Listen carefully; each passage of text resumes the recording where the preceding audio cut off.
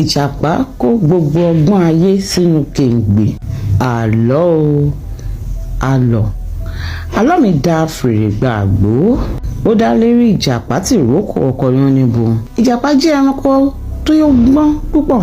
Ọgbọ́n àrékérekè, ọgbọ́n àwẹ̀kún inú rẹ̀ lóníranran. Ó fúnra rẹ̀ á máa pọ́n ara rẹ̀ ní àpọ́nbó. Ó sì máa ń fi ọgbọ́n tí ó níyì yangàn. Ó fẹ́ kí tí ènìyàn tẹranko máa bọ̀wọ̀ fún òun, kí òun di ẹni àjíkí àsápè láàrin gbogbo ẹ̀dá tí Ọlọ́run dá. Ó wá bẹ̀rẹ̀ sí ń rò nínú ara rẹ̀ pé tí òun bá lè ṣàyàn kí òun ṣa gbogbo ọgbọ́n tí ń bẹ láyé jọ, kóun kó pamọ́, kó jẹ́ pé òun á di alákòóso gbogbo ọgbọ́n ayé. Nígbà náà òun á di ẹni tó lọ́gbọ́n jùlọ.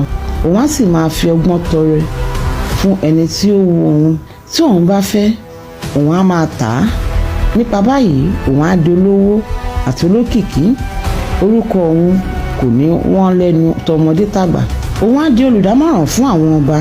Òun ni yóò jẹ́ alábàárò àwọn ìjòyè àti àwọn olókolóko gbogbo. Ìjàpá bá lọ wá akègbè ńlá kan tí ó nídìrí. Ó bẹ̀rẹ̀ sí í ṣa gbogbo ọgbọ́n ayé. Ó ń kó wọn pamọ́ sínú kèǹgbè àràmàǹdà rẹ̀ yìí. Ó bẹ̀rẹ̀ sí í rìn láti ìlú kan dé èkejì. Ó ń wá ọgbọ́n kiri. Ó ń kó o pamọ́ sínú koto tí ó gbé lọ́wọ́.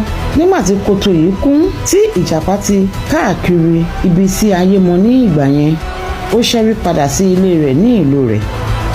Nígbà tí ó dé ilé, inú rẹ̀ dùn pé òun mú ìfẹ́ ọkàn òun ṣẹ. Nísinsìnyí òun ó wá so okùn mọ́ akèǹgbè. Òun yóò gun igi àràbà tó wà ní ẹ̀yìnkùlé òun yìí lọ.